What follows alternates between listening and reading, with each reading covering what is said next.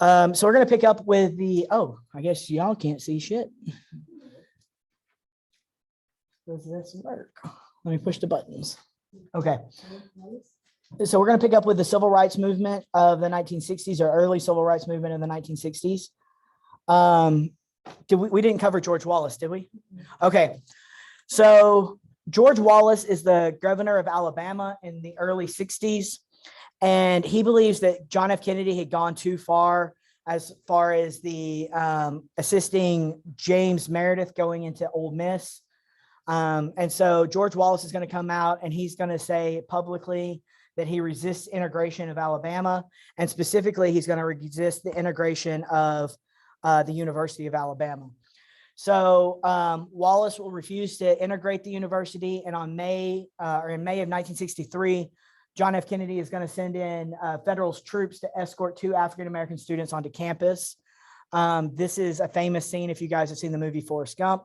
Now, according to the memoirs of people who attended this event, the federal troop, the federal soldier who approaches George Wallace, so he talks to him, if you ever see like the newsreel of it or whatever, and basically he says, that he also doesn't agree with integration, but he's here to do his job. So will you please step aside to allow these students to come on campus? And essentially they're allowed to enter into the University of Alabama and to enroll in college. So we will see now not only the desegregation of Ole Miss, but the desegregation of the University of Alabama. Now, John F. Kennedy is going to come out on June 11th, 1963, and he's going to make a famous speech on civil rights. And it's considered by historians to be a landmark address because he's the sitting president addressing these civil rights or the lack thereof in the United States. And he reminds the citizens in this address that America was founded on the principle that all men are created equal and that everybody has the rights, or when the rights of one person is diminished, then the rights of the whole country are diminished. He also famously said in this speech that if we continue to put off what they called patience and delay, if we continue to tell African Americans to have patience and delay, that eventually you'll get civil rights, then who among you, meaning white people, who among you would be willing to trade places and walk a day in the shoes of an African American, right? So if it was you in this point, it's basically is what he's saying. If you were being denied your civil rights, you would want somebody to step in and to fight for your rights as well. So Kennedy is going to make this speech. Again, it's a landmark statement on civil rights. Now, unfortunately, hours after the speech given by Kennedy, which was a publicly televised speech, and back then, you have to understand TV back then is not like TV today, meaning they don't have cable. So there's like 4 channels, and they've all been taken over. And the president is on every single channel. So it's not like you could just like ignore. I mean, I guess you could turn TV off. But if you're watching TV that night, you're watching the president. And so hours after this civil rights speech, Medgar Evers, who is from Jackson, Mississippi, he is a civil rights activist in Mississippi, and he is coming home and he gets out of his car in the evening and he is assassinated in his driveway. So Medgar Evers, a civil rights activist, will be assassinated merely hours after John F. Kennedy gives the civil rights speech. Here is a picture, a police photograph. So this is Medgar Evers' house, and he was assassinated kind of right, I guess, to the guy that's standing in the black suit. If you went left a little bit, he had just gotten out of his car. By the way, they didn't find the person. They didn't find the person who shot Medgar Evers, predominantly because they weren't looking for him. But in the 90s, they actually put the guy on trial. His last name is Beckwith, and he admitted to murdering Medgar Evers. And I think that he served like limited time because he was like dying when he admitted it. But there was a trial for Medgar Evers like 30 years later, which now leads us to the 16th Street Baptist Church, which is in Birmingham, Alabama. And remember talking about Birmingham last week and how it was nicknamed Bombingham.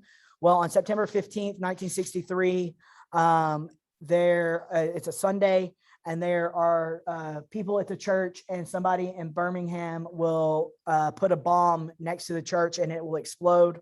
Ultimately, 4 girls are going to die as a result of these incidents. And they range from like 9 or 10 years old to like 12. So they're like young kids. This is the 21st bombing. This will be the 21st bombing aimed at Black residences in 8 years in Birmingham at the time. And to this day, none of those cases had ever been solved. So even today, there's no resolution or no solving of these cases. These are the 4 girls who would die in the bombing. All right, so they're young kids. So in August, we will see on civil rights, we'll have what we call the National March on Washington, which is also sometimes referred to as the Million Man March. The marching is done to urge Congress to pass the Civil Rights Act. And we see that even though it's called the Million Man March, over 200,000 Americans marched in this parade. And what we see here is a large swath of the American people marching in the parade. So you have African-American activists and you have white activists alongside African-Americans marching for an increased protection of civil liberties in the United States. So some of the famous people, we're not going to listen to them. Some of the famous people who sang, performed, spoke at the march. This is Joan Baez over here. She sang a song, "We Shall Overcome." And then on your right is Bob Dylan. And the song he sang there was called "Only a Pawn in Their Game." Peter, Paul, and Mary were kind of a famous like folk duo or a trio at the time. They sang a song called "Blowing in the Wind." And then Mahalia Jackson sang traditional church hymns during the ceremonies. Ultimately, you will have some major activists speaking at the March on Washington. In fact, all of the major African-American civil rights organizations were represented. SNCC, CORE, the NAACP, the SCLC, and the Urban League. While at the march or during his speech, John Lewis, who will later become a representative, John Lewis urged that Black Americans do not want to be free gradually. He said, "We want our freedom and we want it now." So that idea of patience and delay, like this is something that had long been pushed towards the African-American community after the end of Reconstruction in 1873. And then by the time you get to 1963, they're like, okay, we're done. We need our civil rights and we need them now. All right. The aftermath of the march, opinion polls. So we do have polling in the country going on, like what's happening. Opinion polls indicated for the first time that a majority of citizens actually considered civil rights a pressing national issue. And we're going to see John F. Kennedy inviting some of the top national Black leaders to the White House to discuss the move towards civil rights. All right. But unfortunately, on November 22nd, 1963, in Dallas, Texas, John F. Kennedy is visiting to give a speech in Dallas, Texas.